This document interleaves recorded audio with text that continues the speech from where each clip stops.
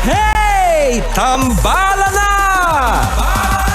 At eto na sila, ang nag-iisang masugid na tagahanga ni Nicole Yala. Chris Chuper! Kasama ang nag-iisang die-hard fan ni Chris Chuper, Nicole Yala! Dear Nicole and Chris. Dear Nicole and Chris. Dear Nicole and Chris. Dear Nicole and Chris. Magandang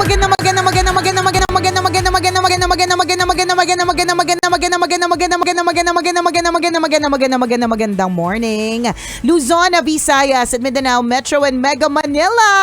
It's a Feel Good Wednesday. Hi, partner! Hi, partner! Hi, mga kabisyo! This is the day that the Lord has made. Let us rejoice and be glad in it. Woohoo! Bakit tayo merong extra energy? May pasigaw-sigaw pa. For sure, may patalon-talon pa.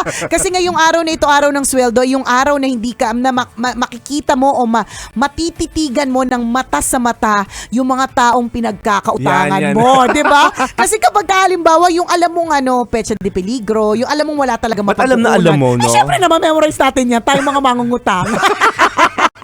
Memorize natin yung mga pag-iwas dun sa mga taong may pinagkakaatrasuhan natin, diba? no? Hindi natin matingnan sa mata. Yung parang, yung kahit na alam mo naman talagang, wala naman kasi talaga ako mabigay sa ngayon, diba? Pero hindi natin mabigay ng hindi natin na mabigyan ng tamang pakikipag-usap, nababanlag tayo. Sa mga ganyan kasi nga wala tayong pambayad. Pero ngayong araw na ito, matititigan natin sila ng mata sa mata. At dapat unahin natin yun, ha. I mean, versus yung mga ibang mga kailangan pang, ibang mga extracurricular, di ba? Ngayon pa bang araw na ito mo maiisip mag-ice skating, di ba? Pwede naman, pero Ice skating. kasi diba, extracurricular di ba? Extra yun kumbaga parang form of recreation, entertainment, ganyan. May isip-isip mo pag ice skating, pero sa totoo lang may utang kang malaki-laki dun sa tindahan ng yelo sa lugar ninyo, di ba? Di ba naman nag-ice skating kasi dadakot ang yelo doon? Sa bagay. Babayad din Pambayad. Pinagkakautangan ng yelo Baka din, di ba? Pero truly, mas masarap yung feeling na unti-unti kahit hindi mo man mabayaran pa ng buo.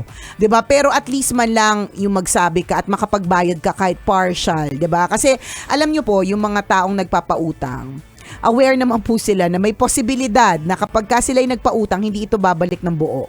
Na dapat tanggapin na yun. Correct. Kumbaga, kaya isang bonus yun para sa'yo. Kung halimbawa, may utang ka dun sa taong yun, tapos magbabayad ka kahit partial. Kasi alam mo, yung mga nagpapautang gets na nila yan. Kaya nga, ang advice diba lagi sa mga magpapautang ka lang nung handa mo talaga ipautang. Yung posibleng, kung makakabalik man ay hindi buo. Ano ibig sabihin ng hindi buo? Kung halimbawa nag-umutang ng 10,000, pwedeng bayaran yan tigpa 500 hanggang mabuo yung 10,000. So yung 10,000 na buo, hindi mo na talaga makakuha ng buo yan. Or what's worse, hindi na talaga mabayaran. 'Di ba? Yung lungkot, ganon. no? Ang lungkot talaga. Pero dun sa mga umuutang, magbayad kahit partial. Unahin yan kaysa mag-ice skating. 'Di ba? Yung ice skating. Ice skating? Anong ice skating? Ice skating, di ba? Ano ba? Bakit ice skating naisip ko ngayong ice oras skating, na to? kasi gagawin mo mga ice candy yung... yung pang ice skating.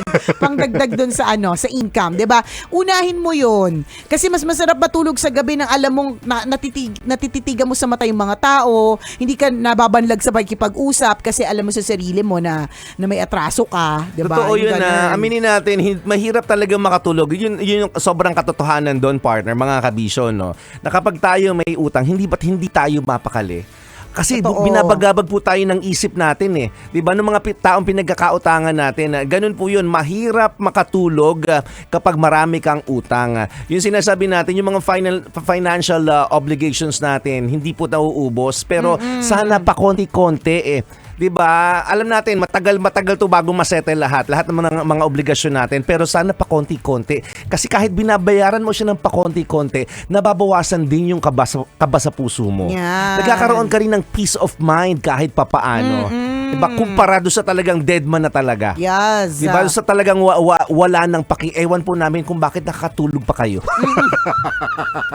Ewan ko talaga. Yung Ang walang tanong namin, ano pong iniinom nyo? correct. Bakit nakakatulog kayo na Totoo. maayos? Ano po itong mga pampamanhid po ninyo sa... ano naman po, share the link please, 'di ba? Baka sakaling Saan po mamanhitin nabibili kami, yan? correct. 'Di ba? Kakaloka. Sabihin po yung shop. Diba? Share the shop po. Wag po tayong gahaman. Totoo Oo. yun, nakakawala ng peace of mind ang malaki ang obligasyon sa pera. Utang sa bangko, utang sa office mate mo, or utang kahit kanino. Lumiliit din ang mundo mo. Tama. Tapos tumitiklop yung katawan mo. Diba nawawala yung dignidad mo? Ang daming nawawala, 'di ba? Totoo yun. Oo. Pero diba kapag wala kang utang, naglalakad ka ng taas noo? Ganun ka ka-confident sa sarili mo. Ganun ka, oh. Oo, parang wala akong Ang haba ng liig mo. Correct. Di ba, Diba? giraffe ka bigla? Di ba? Parang, Oo. giraffe ako ngayon. Di ba?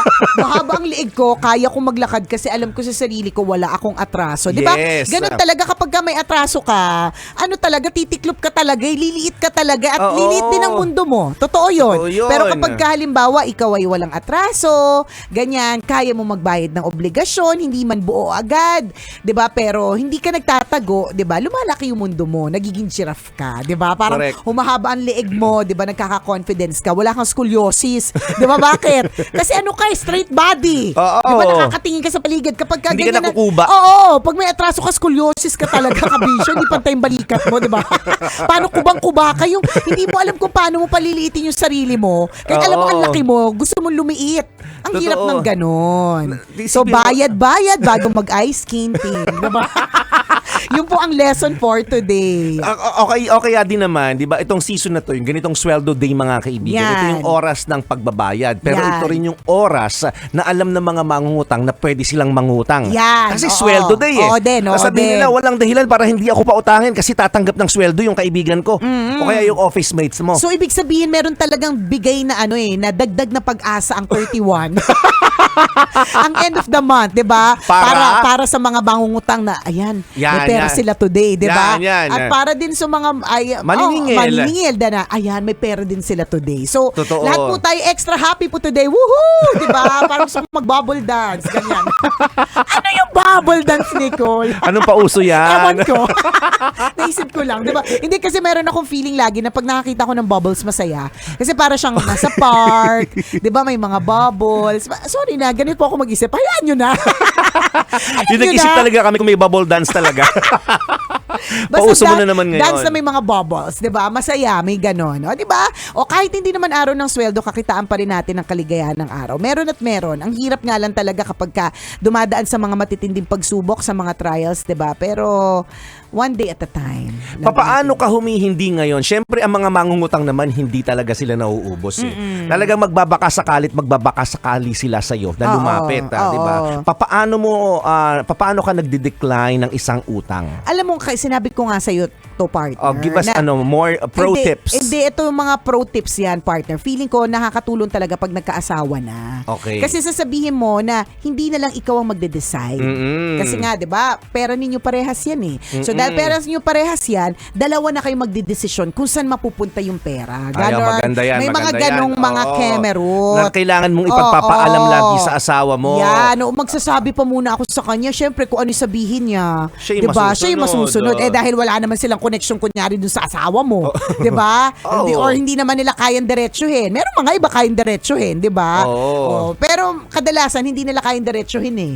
Diba? So, ano na yon, mag-iisip na, baka hindi pumayag. Kasi may tatanungan pa pala. Mga ganon. O di naman kaya magsasabi ka lang, kasi kababayad ko lang din sa ganito. O kaya may pinapagawa ako kasing ganito. Mga ganong kemerot. Kung magaling silang magbigay ng mga dahilan, dapat magaling ka rin magbigay ng dahilan. Yan, Patalinuhan ito ng dahilan.